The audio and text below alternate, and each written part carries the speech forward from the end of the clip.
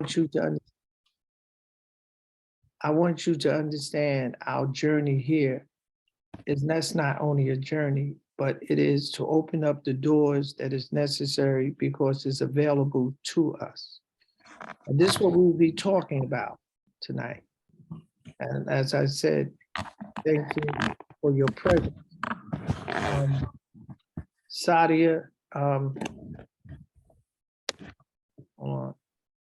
um, Butterfly, can you hear me?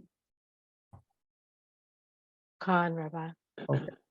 So, as always, to make things go to where it will edify all of us, and the knowledge that she brings to us is, to me, is very important, and to you too.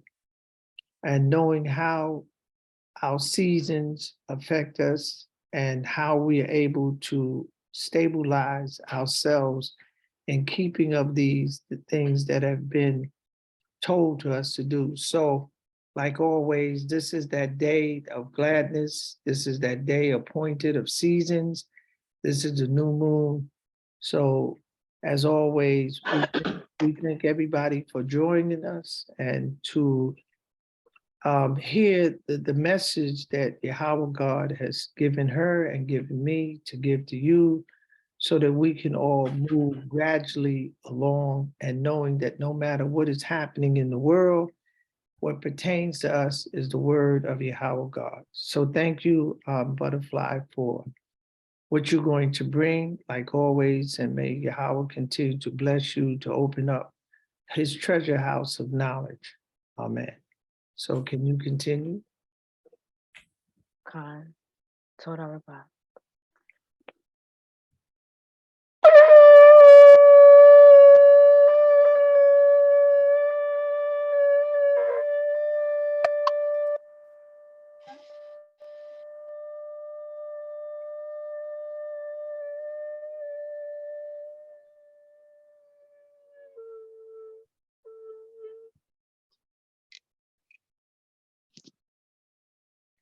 But you should remember that you were a slave in Matzarim, and that Yahuwah Elohim ransomed you from there.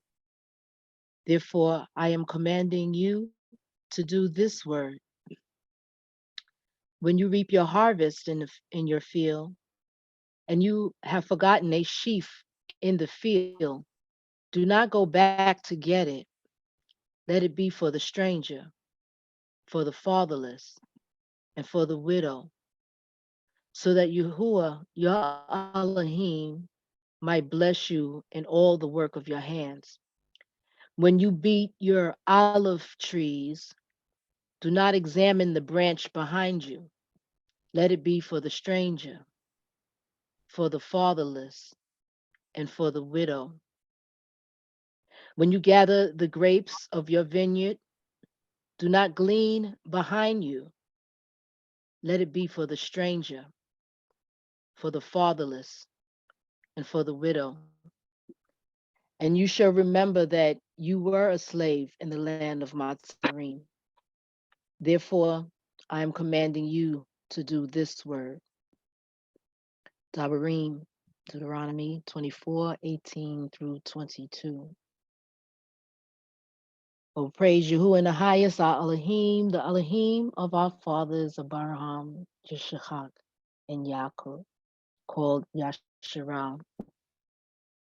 Yahuwah, the mighty one of Yashar Allah, whose name is our fortress, our high tower.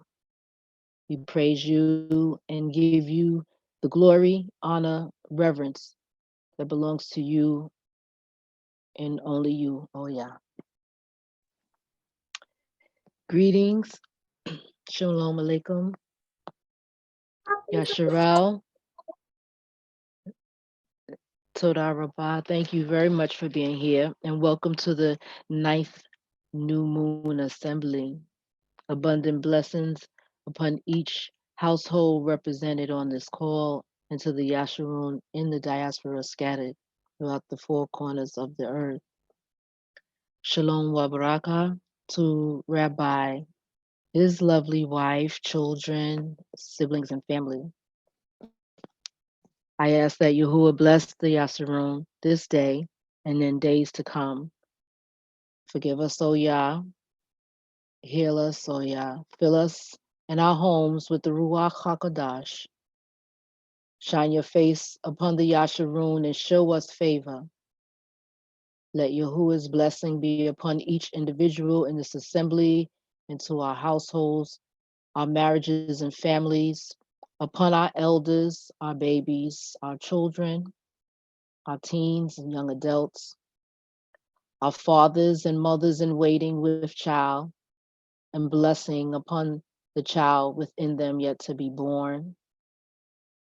Bless our babies that shall be, but have not yet even been conceived. Bless our infirmed and your faithful servants stricken with an unease in the body, mind, or spirit.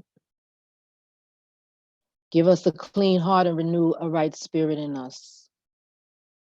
Bless Oya Yasharel in the diaspora scattered across the four corners of the earth. Bless our food, our water, our shelter, our raiment, our going out and our coming in to your glory. Cleanse our land, O Yah. Heal our land, O Yah.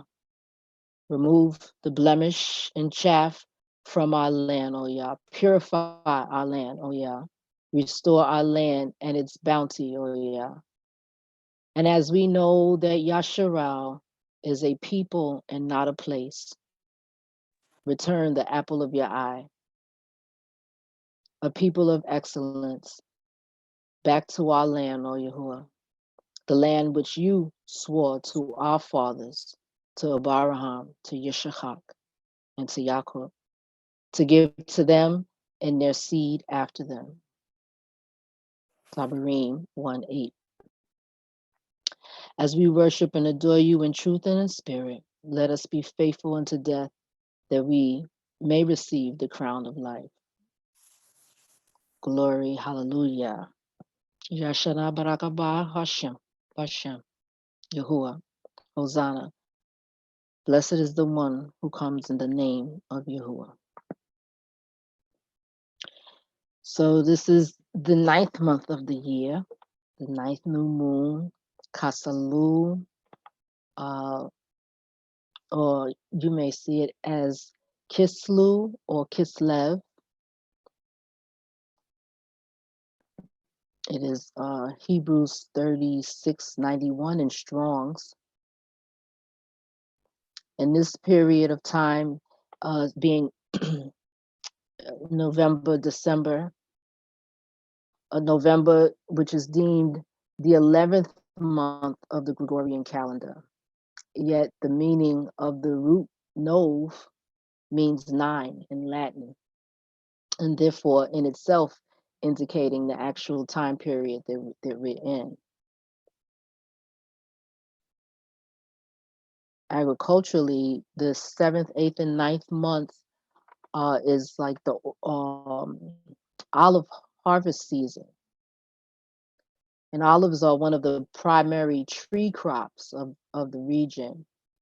Um, and this is the time that when they're picked and pressed.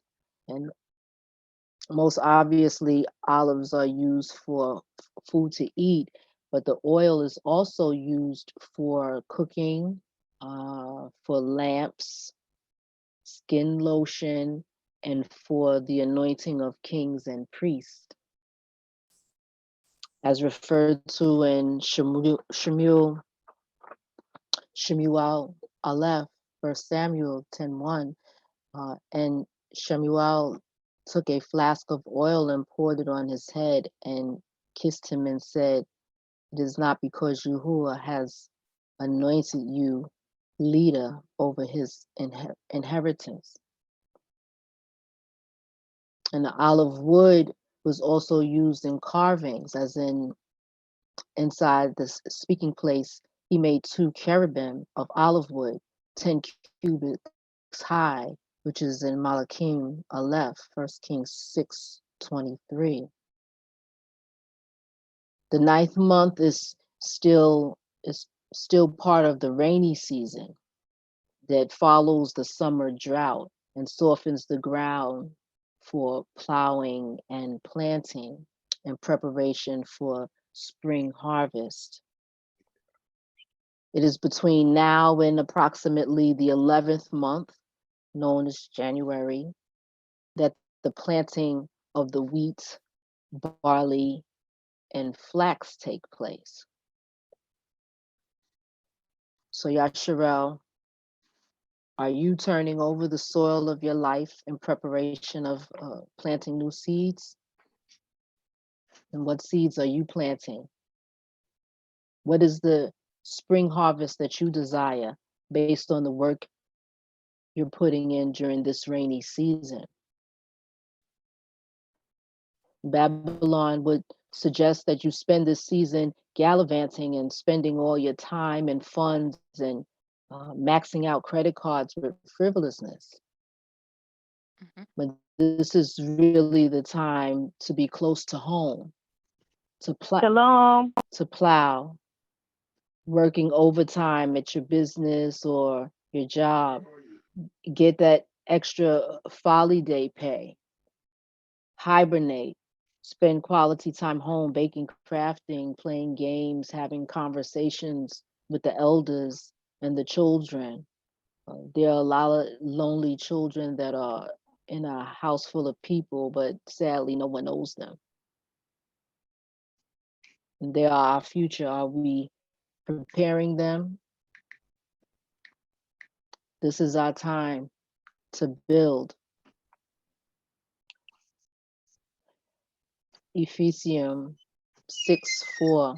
And you, fathers, do not provoke your children, but bring them up in the instruction and admonition of Yahuwah. Note that that is our everyday life. All that we do is to the glory of Yahuwah, is in preparation for what is to come, and for the example and discipline, and for the order and organization of our future generations. Our future generations is our household. That's our house. Michelle 24:27 Proverbs. Prepare your work, prepare your outside work. Get everything ready for yourself in the field. Then you shall build your house. So, turning back to our own economy, the principles and practices of our agrarian culture is the infrastructure already in place. The commandments of Yahuwah is in the infrastructure that we can rebuild our economy. Things that have taken place in the ninth month. Haggai 2:18-23.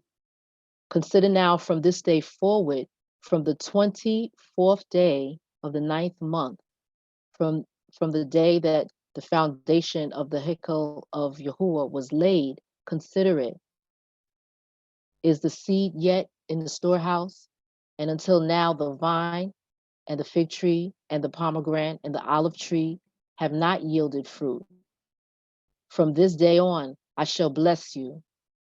And a second time, the word of Yahuwah came to Haggai on the 24th day of the new moon, saying, speak to Zerubbabel, the governor of Yehuda, saying, I am the shake, I am shaking the heavens and earth, and I shall overturn the throne of reigns, and I shall destroy the might of reigns of the nations, and overturn the chariots and their riders, and the horses and their riders shall come down, each by the sword of his brother.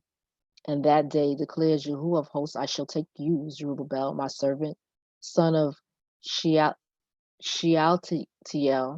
declares Yahuwah, and shall make you a as a signet, for I have chosen you, declares Yahuwah of hosts. In Nehemiah 1:1 and 2, the words of Nehemiah, son of Hakala, Hakolia, and it came to be in the new moon of Kislev, the 20th year, as I was in the citadel of Shushan, that Hanani, one of my brothers, came with men from Yehuda, and I asked them concerning the Yahudim who had escaped, who had survived the captivity, and concerning Jerusalem. Zechariah 7:1, in the fourth year of King Darius, the word of Yahuwah came to Zechariah on the fourth day of the ninth month, which is Kislev. In the Apocrypha in First Esdras, chapters 9, verse 5, and in 3 days were all they of the tribe of Yehuda and Benjamin gathered together at Jerusalem on the 20th day of the ninth month. And all the multitude sat trembling in the broad court of the temple because of the present foul weather. So Esdras, so Esdras arose up and said unto them, you have transgressed the law in marrying strange wives, thereby to increase the sins of Yasharal. Azariah 10:9. Then all the men of Yehuda and Benjamin assembled at Jerusalem within the 3 days. It was the ninth month on the 20th day of the month, and all the people sat in the open square before the house of Elohim, trembling because of this matter and because of the heavy rain. This is the same as what was stated in the Apocrypha as well. Jeremiah 5:24. They do not say in their hearts, let us fear Yahuwah our Elohim, who gave the rain in its season, the autumn rain and the spring rain, and keeps for us the weeks appointed for the harvest. First Maccabee 4:52-59. This is now on the 20th day of the ninth month, which is called month Caselo. In the 148th year, they rose up betimes in the morning and offered sacrifice according to the law upon the new altar of burnt offerings which they had made. Look at what time and what day the heathen had profaned it, even in that it was dedicated with songs and cisterns, harps, and cymbals. Then all the people fell upon their faces, worshiping and praising the Elohim of heaven, who had given them good success. And so they kept the dedication of the altar 8 days and offered burnt offerings with gladness and sacrificed the sacrifice of deliverance and praise. They decked also the forefront of the temple with crowns of gold and with shields, and the gates and the chambers they renewed and hanged doors upon them. Thus was there very great gladness among the people, for the reproach of the heathen was put away. Moreover, Yehuda and his brethren, with the whole congregation of Yasharel, ordained that the days of the dedication of the altar should be kept in their season from year to year by the space of 8 days, from the 25th of the month of Caslu, with mirth and gladness. Second Maccabees 10:5-6a. Now upon the same day the strangers profaned the temple. On the very same day it was cleaned again, even the 25th day of the same month, which is Caslu. And they kept the 8 days with gladness, as in the Feast of Tabernacles, remembering that not long before they had held the Feast of the Tabernacles. Yehochanan, John 10:22-23. At that time the Hanukkah came to be in Jerusalem, and it was winter. And Yahusha was walking in the set apart place in the porch of Shalom.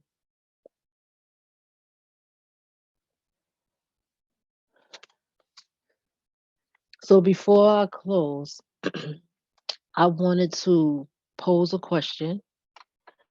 Um, I guess probably inspired by some of the news that's been going on, in the current news cycle. And the question was, now that we have the knowledge of who we are, so what? What now? What do we do with that knowledge? Does that change your walk? Does that make everything in your life peaches and cream? Does it make your life more stressful? Do you now rest on your laurels because you are the quote unquote teacher's pet? Do you look down your noses at others? Where does the knowledge lead us now? I want to point to Mashal, Proverbs 4, 1 through 7. Children, listen to the discipline of a father and give attention to no understanding. For I gave you good instruction. Do not forsake my Torah. For I was my father's son, tender and the only one in the eyes of my mother. Then he taught me and said to me, let your heart hold fast my words, guard my commands, and live. Get wisdom, get understanding. Do not forget and do not turn away from the words of my mouth. Do not leave her and let her guard you. Love her. Let her watch over you. The beginning of wisdom is get wisdom, and with all you're getting, get understanding. It is great to have knowledge of self. There's no argument against that. But we are told to get wisdom, which is the guarding of the commandments of Yahuwah, and with all of our getting to get understanding.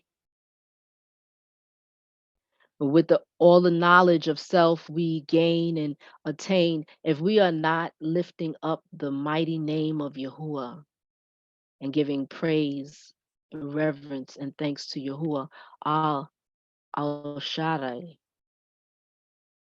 then the knowledge of self becomes vanity. Mathatha Yahu 22:36-40, teacher, which is the great command in the Torah. In that, Yahusha said to him, you shall love Yahuwah your Elohim with all your heart, with all your being, with all your mind. That is the first and great command. And the second is like it. You shall love your neighbor as yourself.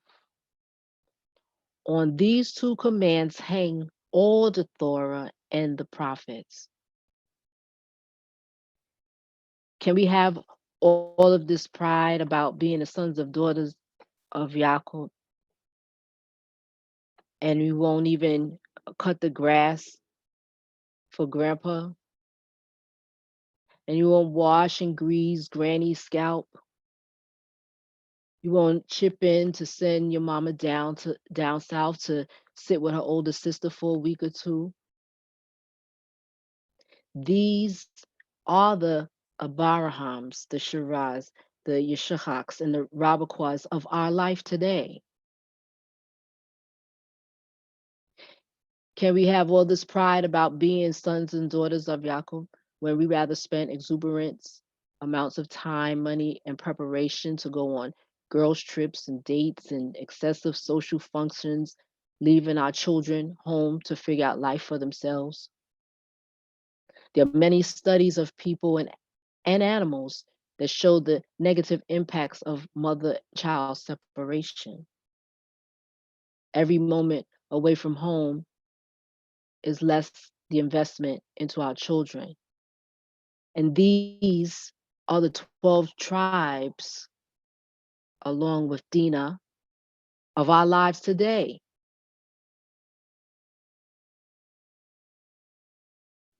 What we don't want to do is make our heritage as the Yasharun an idol.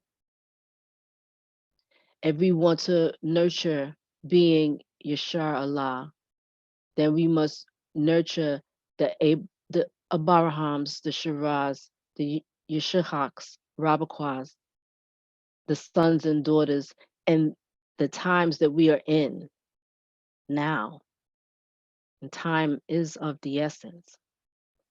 Uramya, Jeremiah 2, 4 and 5 says, Hear the word of Yahuwah, O house of Jacob, and all the clans of the house of Yasharal. Thus said Yahuwah, what unrighteousness have your fathers found in me that they have gone far from me and went after worthlessness and became worthless. So now that we know that we are Yasharel, the now, the who, Yasharel is also action. We are an agrarian society, and tilling is not toil, but provisions and order. And make no mistake, if it were all about just being a descendant of Jacob with Ayub, Job, have favor, this is a whole study unto itself, but it's important to mention because although we are Jacob, it is still about our faithfulness and obedience to the word, will, and way of Yahuwah. Now, you are familiar with the record of Ayub, Job, his wealth, his losses of family and wealth, and his health and mental affliction, etc., which we're not expounding on at this time, but his faithfulness and obedience to Yahuwah. By his faithfulness and obedience, he he gained it all back multiplied. And this is important to note because Ayub, Job, was a son of Abraham, but through the line of Esau. In other words, Ayub, Job, was an Edomite.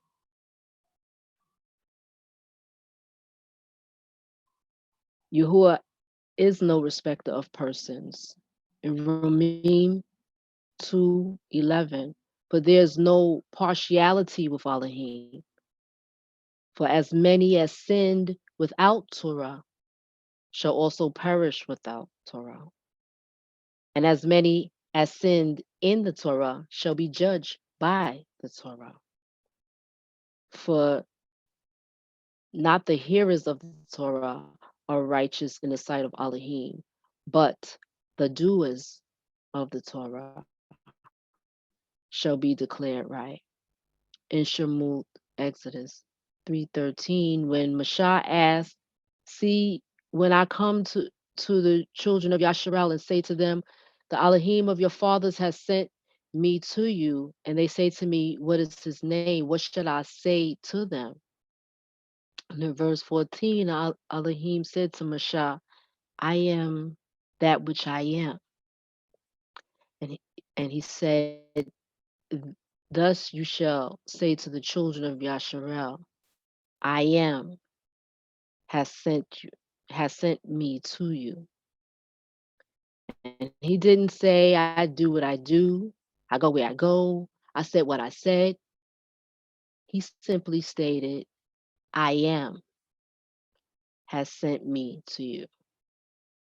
Haya Ashah Haya, to be, to exist. That powerful, that simplistic. There's no performance art in that. Just be. Even Yahusha in Yechakanar in John 18:5 and 6, knowing all that would come upon him, went forward and said to them, "Whom do you seek?" They answered him, "Yahusha of Nazareth." Yahusha said to them, "I am." And Yehuda, Judas, who delivered him up, was also standing with them. When therefore he said, "I am," they drew back and fell to the ground. And we don't have to worry about who anybody says that they are. We just have to be. By just being, the enemies of Yahuwah fall to the ground.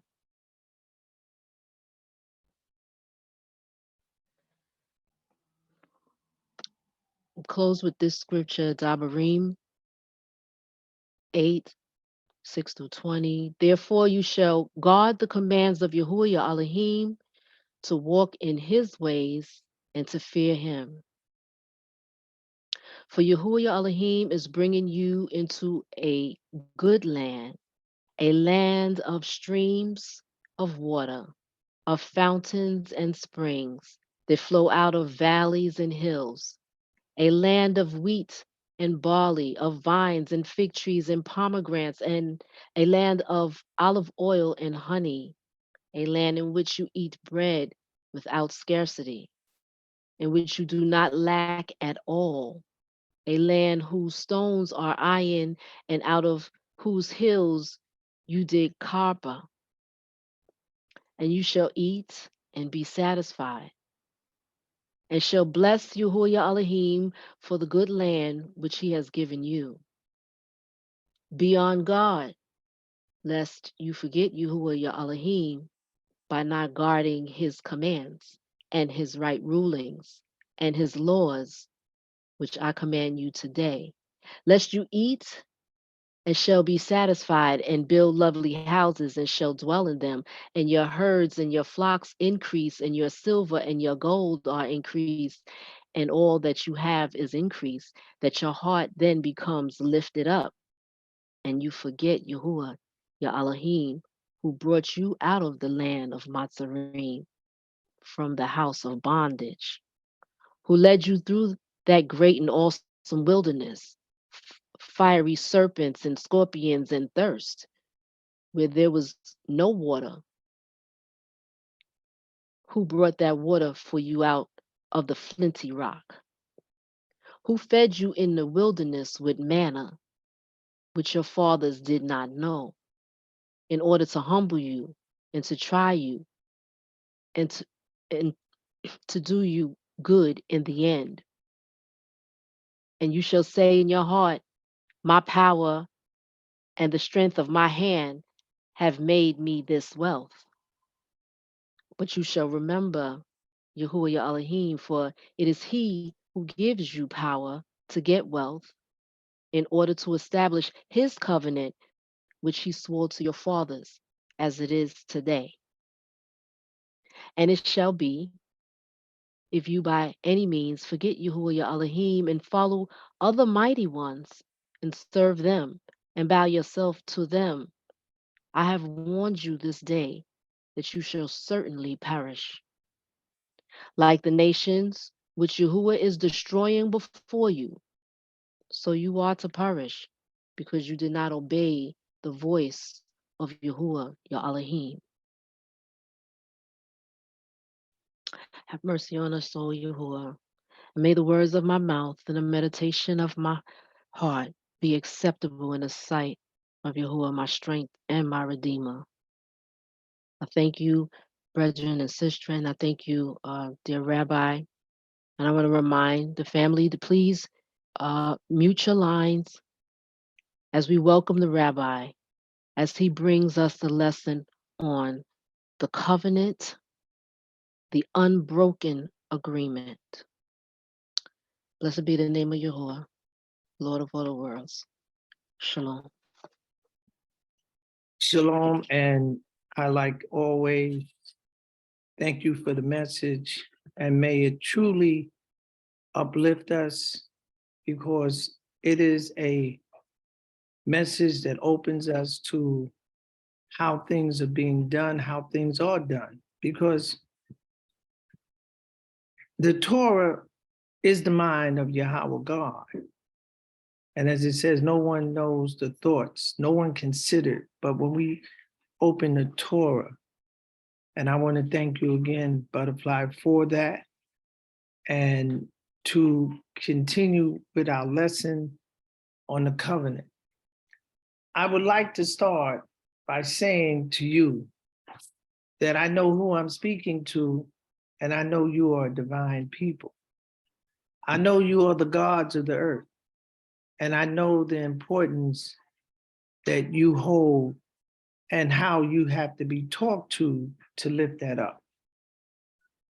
The purpose of the 12 tribes of Israel is something to definitely consider, because we have a definite purpose, and how to reach that purpose is definitely, it's to the teachers to say something to a people that it lives in you. You already know it, just to bring it. We're on time. We're not late. It's tarry, but we're on time. And therefore, it has been, as it said, comfort ye, my people, to tell them to comfort them, to not make it to where it is a struggle, but a joy to serve a God that really cares about you. So it says, what is the purpose of the 12 tribes of Israel? Yahweh says, I am the Holy One, the creator of Israel, your God. Isaiah 43, verse 15. This people have I formed for myself. They shall show forth my praise. That's Isaiah 43, verse 21. For I have created them for my glory. I have formed him, yea, I have made him. So Yahweh is telling you your purpose. He's telling you what you are about. And therefore, if you're about that, you can obtain that. It says, why did Yahweh give this to the 12 tribes of Israel? Why? It says here, neither shall your name anymore be called Abraham, but your name shall be called, Abraham, but your name shall be called Abraham. For a father of many nations have I made you, and I have made you an exceedingly fruitful, and I will make nations of you, and kings shall come out of you, and I will establish my covenant between me and you and your seed after you in their generations. That's very important. For an everlasting covenant to be a God unto you and to your seed after you. He told him, this is very important, because when he's talking to Abraham, he says, in not generation one, but generations for what? An everlasting what? Covenant to be a God unto you and to your seed. In Deuteronomy, that's Genesis 17, verse 5 to 7. In Deuteronomy chapter 4, 37 says, and because he loved your fathers, therefore he chose their seed after them. Now, this is very important to understand, because this is how everything works. It works on that love and that covenant. It works on, and it says, because Yahweh chose the tribes of Israel and set them above all nations of the earth. He chose you, and he told you, I love you. So let's go back. so that we may infuse in ourselves an absolute truth for ourselves. It says that we have to understand the purpose of the Torah in our life. It says here, obeying the Torah puts us in a compliance to Yahweh's order.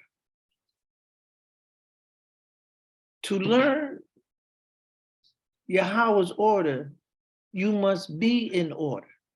So that's why Yahweh is telling you how to find the order that is necessary so that you can have that order, so that you can function, because as the universe functions purpose with precision, that's the same thing you must do.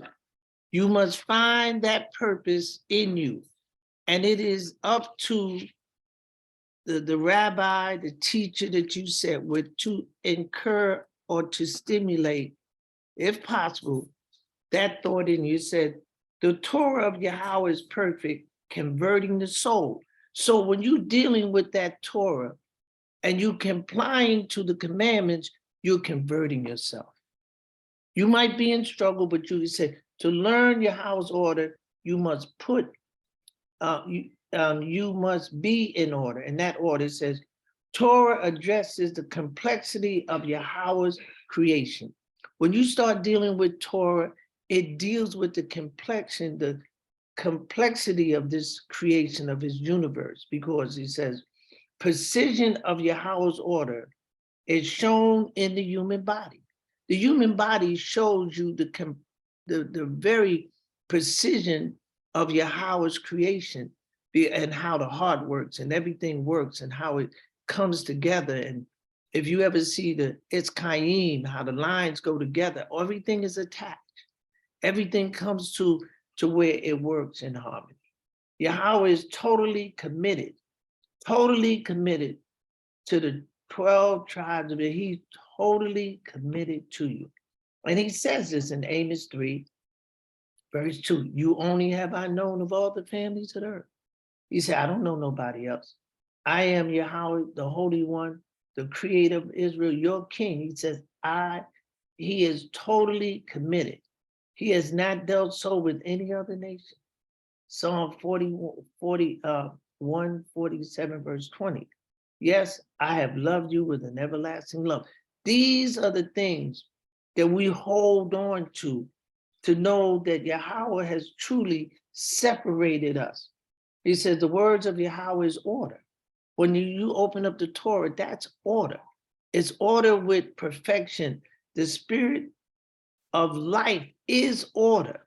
That Ruach that abides, that created, that made a covenant with you is the order.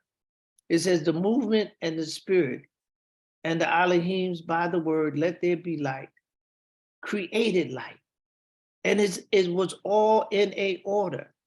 Light has a spectrum of frequency that governs all life on this planet. Yes. So when we take up Torah, which means law, we come into a organized way of thinking, organized way of things. That's why we keep Shabbat. And it's very important to understand that. The spiritual knowledge of the Torah is priceless to the 12 tribes of Israel. The spiritual knowledge of Torah is the total comfort of the 12 tribes of Israel. The 12 tribes of Israel is led by the words written in Torah, which are the words of Yahweh, keeping the 12 tribes of Israel from confusion. That's what the Torah does. It keeps you from confusion. It gives you a straight path to eternal life. You understand? It says Yahweh's word written in Torah is the total strength of the 12 tribes of Israel. That's your total strength. You can't get around it. It said, remember Yahweh created the 12 tribes. He created you. He's told you, he said, this people have I formed for myself. He's telling you, you are the praise of Yahweh God by keeping and being obedient. That's your purpose. And you have to learn your purpose. To understand your purpose is your survival.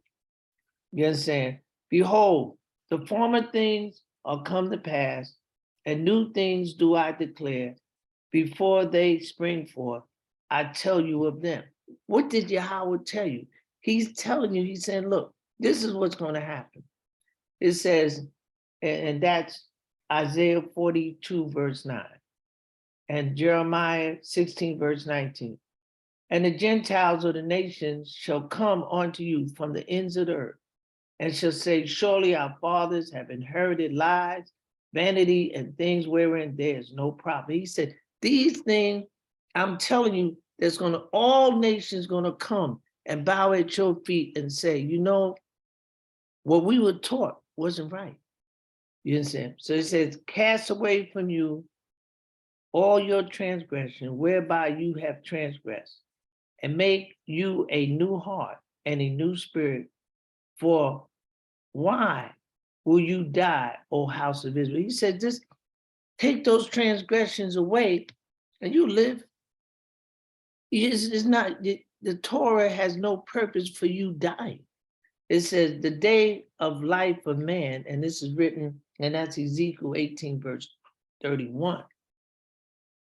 Ecclesiastes says the day, Ecclesiastes in the Apocrypha says in chapter 37, verse 25, the days of the life of man may be numbered, but the days of Israel is innumerable. We have, that's why your name is Yisrael, Ben Yisrael, Bath Yisrael. You don't use it. You understand? When Yahweh gave you, he gave you a name, a superior name. Do you use it? Do you call yourself Ben Israel? Do you call yourself Bath Israel? That's your name. It's tell you, it says, tell you the order so you can put these things in order. It comes out of your mouth. It says, by disassembling the moral principle of life, the people will be weakened to death. So this is what is happening because the moral principle is dying. This is the manifestation of the Satan. Wickedness is the name of Satan in the physical world. This world is wicked, and we know it's wicked. We can see the results of the wickedness that is happening. And show mercy on the thousands of them that love me and keep my commandments. Exodus 20, verse 6. And now, Israel, what do Yahweh, your God, require of you? But to fear Yahweh, your God, to walk in all his ways and to love him, and to serve Yahweh, your God, with all your heart and with all your soul. So Yahweh is telling you what he requires from you. And he's telling you, this is what I would like for you. Because as he said in Jeremiah 31, verse 3, I have an everlasting love for you. You know, I care about you to the extent that I'm going to do something for you. But before I get to that, to give you that understanding that Yahweh is definitely has given and continue to give it to us. And we have moved on. And to me, in my spiritual eye, we're doing well.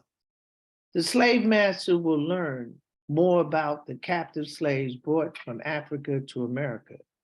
To be in prison was a great people of foresight and fortitude. The slave master knew they wanted to own human life to be as they please. They would murder them at will and have physical relationship with them to demand the human, to demean the human principle of moral conduct. They need this for their own deprived weakness. What frightens them more at times, they would get a glimpse that these people they held in bondage would be free. They did not know how or when, but they knew that freedom would be at hand for them. So the slave master was fearful for his life and his offspring. And this is what harbors in them, a fear of thinking that we would be released from the bondage and the captivity, that they would have pleasure of owning a human flesh and to be able to do the mischief that they have done. Let me tell you something. This is not the character of us. This is what was made. We was made, designed to be a people like this. We're not like that. We were actually dealt with and designed by the system being put in place. And we have to realize that we can see by the movement on the planet of an awareness of our identity is being pushed forward. Now, we need those that will step up and say, okay, now y'all know this. We need a structural, which is in the Torah, to have them, if they can sit down, because see, what happens that I've found is that people wrestle with their own inner personality, and their restriction is something that afflicts them. Why should I keep the Shabbat? Why should I do this? Because the spirit won't deal with you unless you do certain things in a certain way. It won't. You might want it to deal with you. It won't. It will not deal. It will only deal if you comply to that which is the prerequisites that's written in here. It won't. I'm telling you. You have to, because this things that Yahweh has given us to do is to make life more abundant. And the thing is, you have to go down that way, and that journey has to be a personal journey that you will endure. As it says here, as deep darkness approach upon the wicked, which is Satan, they won't see it coming. These people will not see this coming. You understand? As truth prevails, the wicked will become more and more confused, because we're bringing forth the truth. Not only saying the truth, we must live the truth. You understand? The whole thing is there. Yes, you have a knowledge, now live it. And they may have a struggle in their own personality. You understand? But that's why you seek out someone that can talk to you, reading the Torah, having a relationship with the Torah is very important to you, and you should definitely do everything to have a relationship with the words, because the words on Torah is Yahweh's word, not mine. You understand? And therefore, those are magical, powerful words. Baruch Shepara Alihim. That's powerful. That's powerful. Why? Yahweh gave it to you. He gave you something. You said, well, I read this and this, because those things that you don't think you understand and you think are simple are not simple. He said, I have written them of great things. Yahweh told you, he said, I wrote them of great things. And and you don't push it away. Yahweh wrote these things. He told you, he said, I wrote them of great things of my Torah. And therefore, when you read this book is a phenomenal book. And you should be so glad that Yahweh would take his time and give it to you, and that he gave us something. And if you think it's nothing, then it becomes nothing to you. But like I said, people, look, this is a phenomenal book. Love it with all your heart. Even in the English, is a lot to know. Believe me, there's a lot to know in this book. And even though your eyes run across the word, believe me, these words are magical. And they're so beautiful to know that Yahweh has thought that much of you to give you a book. But if you don't think that much of you, you put, I don't know, and you put it aside, you put away your life, hold it, love it, because by you doing that, you show great respect and honor. It says, seek ye out of the book of Yahweh. Seek ye out of the book of Yahweh and read. No one of these shall fail. None shall warn her mate. For my mouth it has commanded and his spirit has gathered them. So Yahweh, that's is Isaiah chapter 43, starting at verse 60. He said, but it said, seek ye out of the book of who? Yahweh. It tells you this is his book, and he's telling you. So did you say, well, who book is this? He said, this is my book. And I want you, seek out of this book, look for the prosperity, for the healing, for the direction. He said, I want you to know I didn't give you something that was stupid. I gave you the greatest weapon in the world. You are dangerous people. You just don't understand it. But see, you have to go and during the Shabbat, turn off your phones, have that time to where you will sit in the house and know that Yahweh knows that Ruach will come and visit you and whisper some beautiful things in your ears, my brothers and sisters. We're not dead. The world is dead because they don't acknowledge you.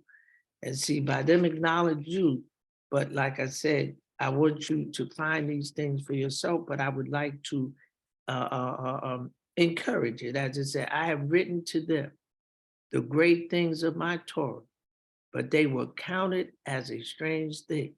And that is Hosea chapter 8, verse 12. He said, because you don't see the strength of it. He said, this Bible. No, it's not that. Nah, pick it up, hold it to you. It's your very life. The words, that's why he said, man does not live by bread alone, but by every word. And the words of Yahweh. And he told you, he said, I have written to them of great things of my Torah. That's what he said. He said, these are great things. And we don't have to worry about tomorrow. Tomorrow is not our problem. You understand? That's not your problem. It said the earth is given into Satan and wicked. It says, Yahweh has mingled a perverse spirit in the midst thereof, and they have caused Egypt, which is America, to err in every work thereof, as a drunken man staggers in his vomit. And that's Isaiah 19, verse 14. This is what is happening. And Yahweh shall bring you into Egypt again with ships, America, and you shall be sold unto your enemies for bondmen and bondwomen. So these things are taking place. And we can see the confusion in the world. Confusion, why? Because you don't have the right information. What is the right information? Everything about you. See, that's the right information. You know what I'm saying? To learn about somebody else before you learn about yourself is a waste of time, because you have to know about you. You come first, and then you can learn about other people. You understand? So Yahweh said, and it shall be our righteousness if we observe to do all these commandments. This is your righteousness. I have loved them. I love them that love me. And those that seek me early shall find me. That's from Proverbs 8, verse 17. He said, I love those that love me. Well, God loves. Do you love Yahweh God? That's important. Can two walk together except they agree? Can two walk together except they agree? And that's what he's saying. Can you agree with me? So we want to walk in the spirit of Yahweh God. We want to walk in his spirit so that we will have a union with him. And he said, he told you how to do it. He didn't leave you. He said, light is sown for the righteous and gladness for the upright in heart. He said, so your righteousness in keeping the law is your light. Psalm 97, verse 11, he said, light is sown. What is the light? We have to understand the commandments is what? A lamp, and the Torah is a what? A light. So he's telling you how to see. It says, it's so beautiful. And he says, in the way of righteousness is life, and the pathway thereof, there's no death. You can't die, brothers, sisters. You can't die. What is your fear of death? It should be nothing. Why?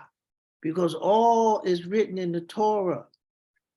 All is written in the Torah. You can see the world is rocking.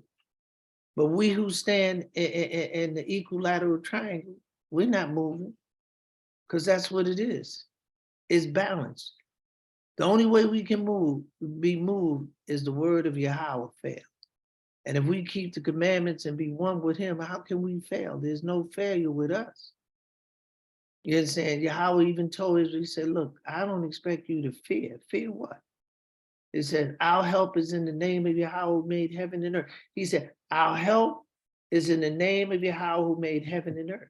That's Psalm 124, verse 8. He's telling you, he said, for the rod of Satan shall not rest upon the lot of the righteous, lest the righteous put forth their hand into iniquity. So Yahweh is telling you how to move through this. The earth is given, he said, the earth is given to these evil people, but I can tell you how to go through it. I can tell you what to do. He said, the name of Yahweh is a strong tower, the righteous runneth in and it's safe. No matter what, Proverbs 18, verse 10. So you lean back in the name of Yah, no matter what has happened. Why? Because he told you to do that. He said, but what is our struggle? He says in Micah 4, verse 10, he said, be in pain. We're in pain. But we willing, he said, be in pain. Labor to bring forth, O daughters of Zion. And that's what we are doing, woman, as a woman in travel. He said, I want you to labor. Then shall the children, and Yahweh does things so beautiful. And I love his wisdom. You know, I will bless them that bless you, and I will curse them that curse you, and in you shall all the families of the earth be blessed. So when he was talking to Abraham, he told him, do you, one man, this whole earth will be blessed. And see, these are the ones, they're people among us that have the spirit. And that's why Abraham was given a position of authority, a high position of authority, that those had to show him a respect to be blessed. Just like Japheth, then the spirit of Yahweh came upon Japheth. You know why? Because even if you go to read the story of Japheth, which is a very interesting story in the book of Judges, chapter 11, verse 28, his father dealt with a prostitute, or they call her a whore, and the brothers threw him out. They didn't want nothing to do with him. But the ruah was on him. They had to go to him. See, even Moses, they wasn't getting out of Egypt without him. When that spirit rests on someone, you can think you can do their job. Because when Moses got out in the wilderness, the men rose up, everybody wanted to take, you can't take my job, it's my job. Just sit down. Now, if you want the job, take it, because you can't take it because it's when Yahweh gives you a mission, go do it. Israel had a mission when they went into Canaan. He said, go down there and do what he had to do. Yahweh wants you and me to keep the commandments. That's your job. That's your job. Keep the commandments. Go in your house, take care of your family, structure your place. So it says, if you faint in the day of adversity, your strength is small. So where's my strength? That's Proverbs 24, verse 10. And that's why he says, awake, awake, put on strength, because we are waking, but where's our strength? This book is going to tell you what to do. So you go and you find a good teacher and sit down, keep your mouth shut and listen, because if you listen long enough, you can say, I don't think that person know what they're talking about. You will know, but just listen, listen. If they got the same book you got, all you gotta do is listen. And because Yahweh doesn't make his servants liars. Look at these brothers, they coming out, we're Israel, we're Israel, we're Israel. They shouting that they have rocked this place. And this is what Yahweh's telling you. It's written right here what them brothers was going to do. And you know what I'm saying? They awaken you. You know, it's coming. A book comes out, Everybody, because you are so precious, they don't want to let your hand go. That's why Yahweh said, and he said, and those that took you captive refused to let you go because you're a commodity. They can experiment on you. Ain't nobody coming to help you, black people. None, zero, none. Ain't nobody coming to help you. None. The law ain't gonna help you.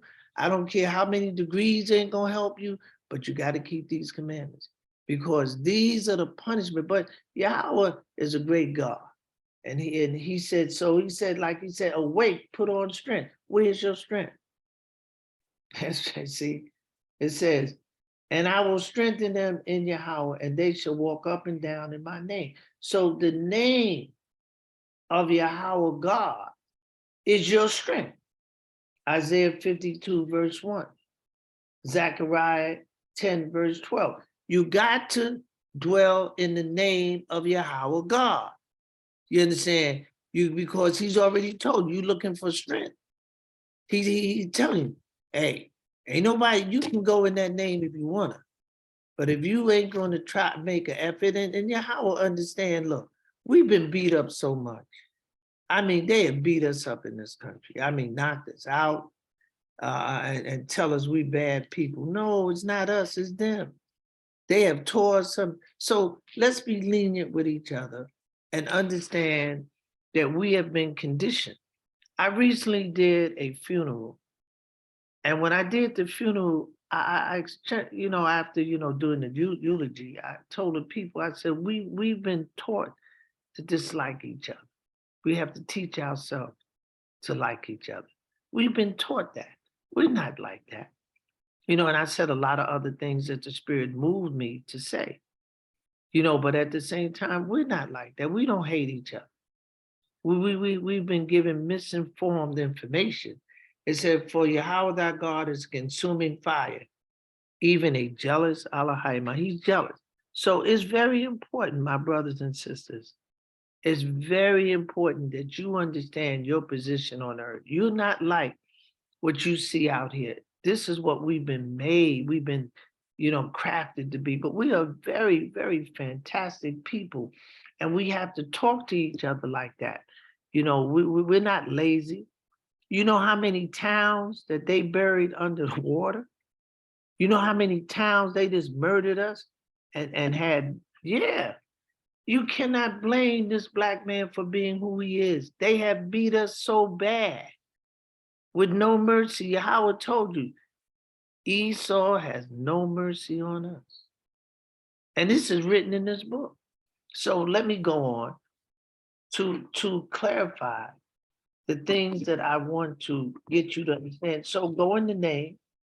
The name is your total strength and your total life. You can't function without, you got to function in that name. Have to. And you learn to be, So the life and power of Yahweh's covenant, the life and power of Yahweh's creation is his word. Yahweh's word is the stability of this whole entire planet. Yahweh's word stabilized the perfect function of his creation. This function of accuracy functions on the Yahweh's word. It says, Isaiah 40, verse 8, say, the grass withered, the flower faded, but the word of Elohim shall stand forever. His word stands forever. So shall my word be that goeth forth out of my mouth. It shall accomplish that which I please and prosper in the thing whereto I send it. He's saying, my word, this is how this is how everything's going to go down. It ain't going to go no other way but this way because it's my word. And it says in Psalm 33, verse 6, and by the word of Yahweh was the heavens made, and all the hosts thereof by the breath of his mouth. So Yahweh is telling you, he says in that Psalm 33, verse 6, Deuteronomy 8, verse 3, he says, man do not live by bread only, but by every word that proceeded out of the mouth of Yahweh. So this is how things are done on the earth. I'm telling you, you know, you are a master thinker. You are a master of the planet. As this said, people have to stop talking to us like you talk to a child. You're not a child. You talk. This is why Josiah he was 8 years old when he ruled Israel as a king. 8 years old. So his mother knew he was a royal child, so she indulged him in royal things. We deal in stupidity when we don't open up the Torah, the Bible. Even in English, it says a lot, my brothers and sisters. Just to hear it. How are you going to change unless you hear something that will change you? And it told you the Torah will change you. It changes the napash, the body, by hearing the divine words. Okay, it says, the covenant is a binding agreement between the 12 tribes of Israel and Yahweh. That covenant is a binding agreement. The word of Yahweh is the binding agreement. His word is your binding agreement. The 12 tribes of Israel has come into the binding agreement by their word. That's how we came into this covenant. Yahweh offered the covenant by his word. We accepted it by our word. My covenant will I not break, nor alter the things that have gone out of my mouth. Yahweh told you, he said, now look, we made this covenant. This is agreement. And that which is going out of my mouth, he says, I'm not going to go back on it. You understand? And this is what happened. when them old rabbis went in there and they read, and they dissected the Torah, man, they died. But when they got to that word covenant, their heart dropped. They couldn't break it. They tried. They did everything they possibly, but they could not break it. That's why I don't pay them any mind. I listen to everybody, this and that. On the word of Yahweh God, he stands on his word, because I'll show it to you. They said the love Yahweh has for the 12 tribes of Israel is by the unbroken word. His unbroken word, Yahweh proved. He said, I love you. He says, my covenant will I not break, nor alter the things that have gone out of my. He said, what I've said, I'm going to hold true to it. Psalm 89, verse 34. So when I'm talking to people, I hear what they're saying, but I don't care because I know how this works. I know exactly how it works because it's written how it works. Know therefore that Yahweh your God, he is God, the faithful what God, which keepeth covenant and mercy with them that love him and keep his commandments to 1,000. He said, look, I'm a faithful God. I'm not going to double cross you. But I need you to show the respect of love, admiration, and to fear so that I can give you this great and awesome gift. So you have to, that's why you sit down and you learn. Nevertheless, I will remember in Exodus and Ezekiel chapter 16, verse 60, nevertheless, I will remember my covenant with you in the day of your youth, and I will establish unto you an everlasting covenant. This is what your God is talking to you. He said, look, it came out of my mouth, but Yahweh could have, when we broke the covenant, he could have said, go away now. Y'all double cross. He said, no, come here. I'm going to show you I love you. I'm going to reinstate you in the covenant. That's why when I hear people talk, I sit there. I know they don't know what they're talking about. I know it.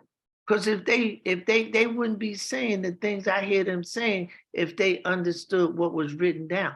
This is based on Yahweh's word. I don't care what nobody said. This is based on Yahweh's word.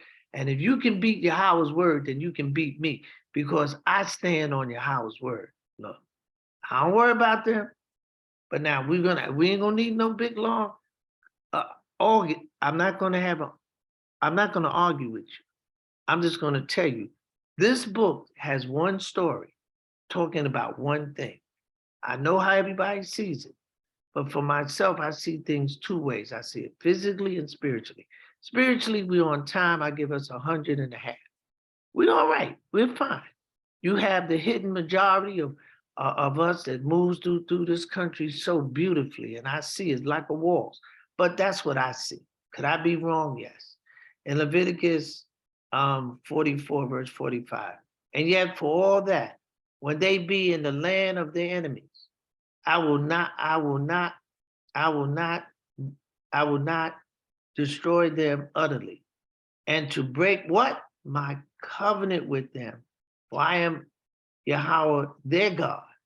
But I will, for their sake, remember the covenant of their ancestors, whom I brought forth out of the land of Egypt in the sight of the nation, that I might be what?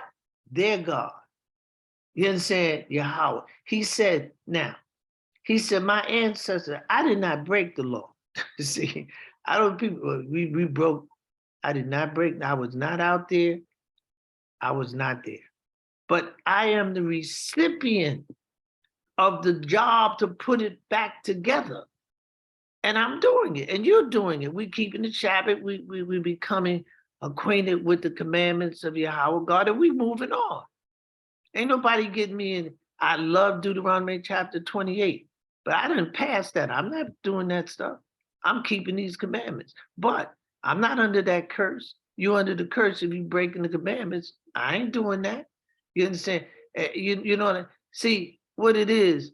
You have to know what you're doing, and you have to do an assessment what you're doing, and you got to talk to Yahweh. He ain't in heaven. He's here. I can prove it to you. It's right there in the book. He ain't leave you. He's right here. And when he see you making an effort to keep the commandments, man, he's a beautiful God. So Jeremiah 33, and he says this because he wants to give you something, because Yahweh is in love with you. Behold, the day cometh, said Yahweh, that I will make a new covenant. What? A new covenant? Because you broke, your ancestors broke it. So he said, I should make a new covenant.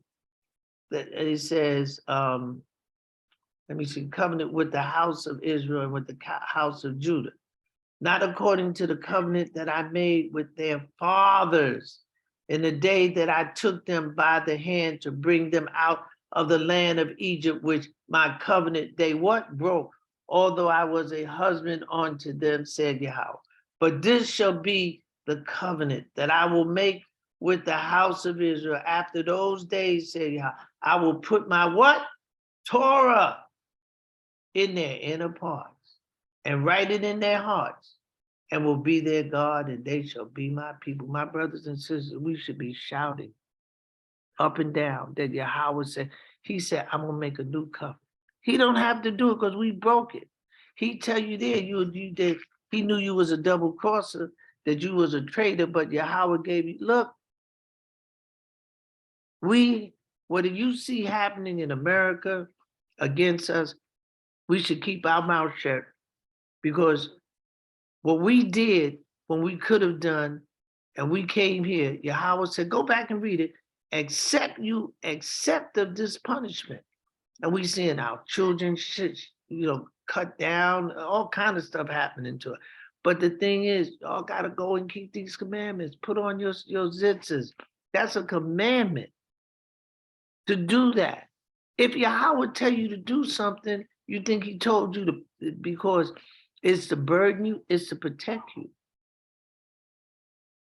If you're not sure of it, put it under your clothes until you're sure of it. I remember I hid my zitzes for years. And Yahweh groomed me. Now I'll show them. I don't go nowhere. I ain't stepping out of the house. I want them to know me, because I know me. And yet, for all that, when they be in the land of their enemies, I will not cast them away, neither will I abhor them to destroy them utterly and to break my covenant. This is what your God is saying to you. This is so beautiful. But I will for their sake, remember the covenant. He said, I'm going to remember. Because lo and behold, this is what I'm trying to tell you. When them old rabbis, I'm telling you, when they read this, they could not believe it. They had an army go into the Torah because they knew that they could chastise Yahweh by his word. The Torah is written with such accuracy, with such precision, that the enemy could not come in there and rob you of nothing unless you robbed yourself. I love what's going on, but I have my own doubts, but I love that, everybody's talking about we being the chosen people.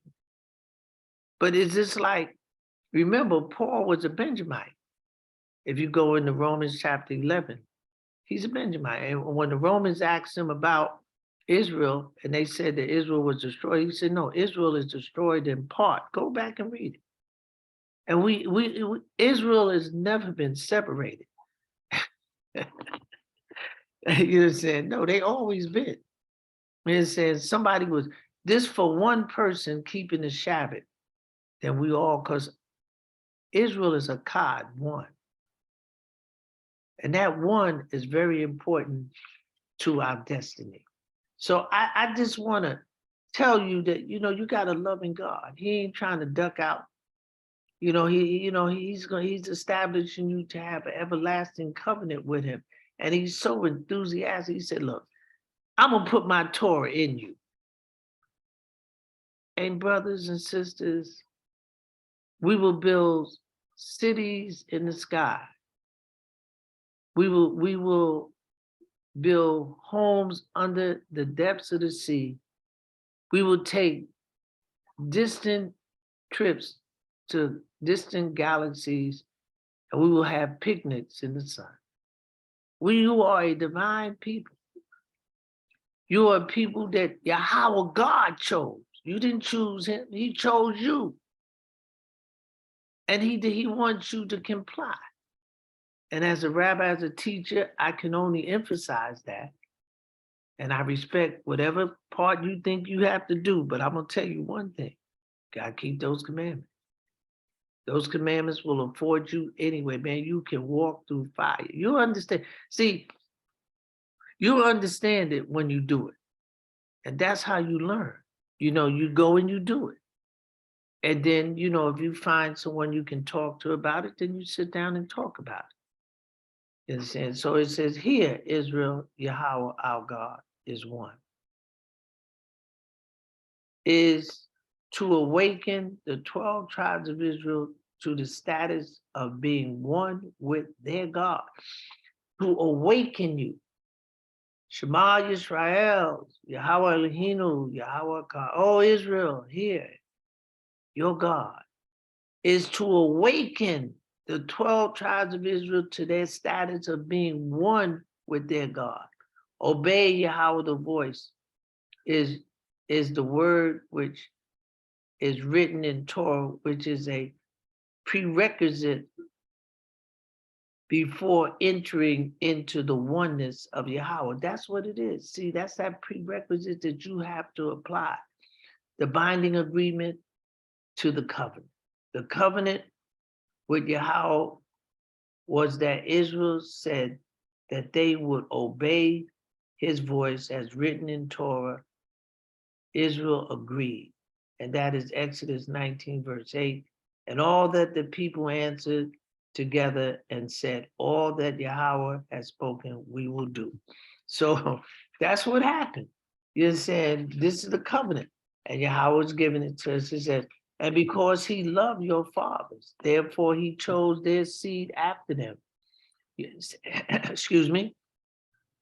And that's Deuteronomy chapter 4, verse 37. For Yahweh your God is a merciful God. He will not forsake you, neither destroy you, nor forget the covenant of your fathers, which he has sworn unto you. My brothers and sisters, this is vintage.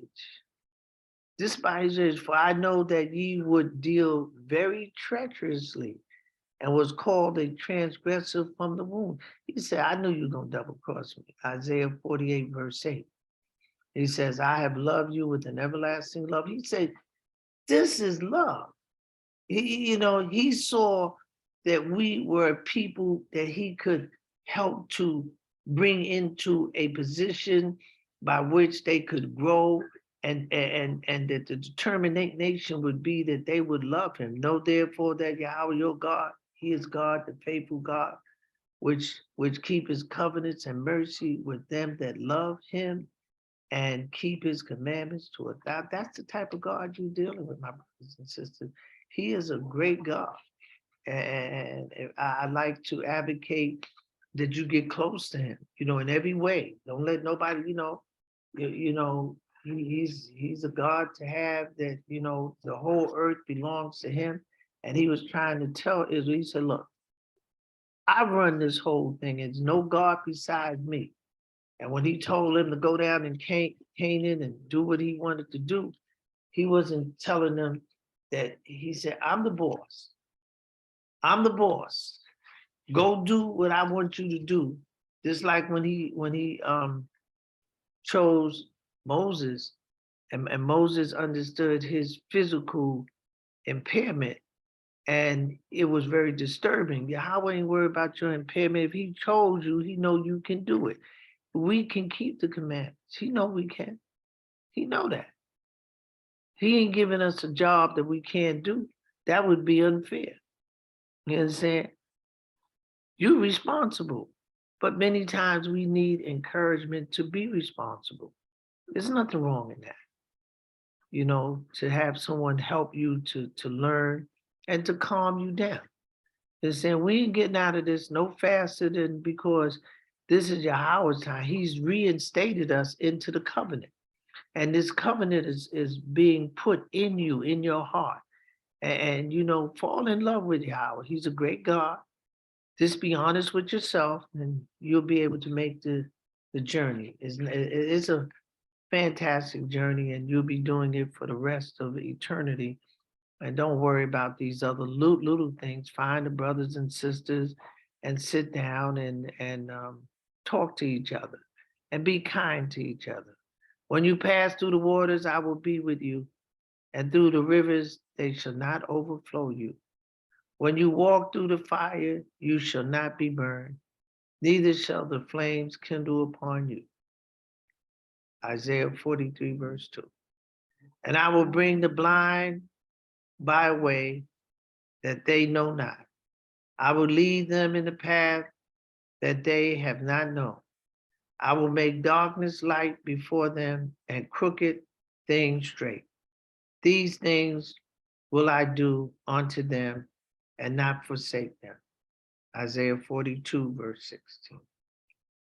Behold, I will bring them from the north country and gather them from the crusts of the earth, and with them the blind and the lame, the woman with child and her that traveled with child together, a great company shall return.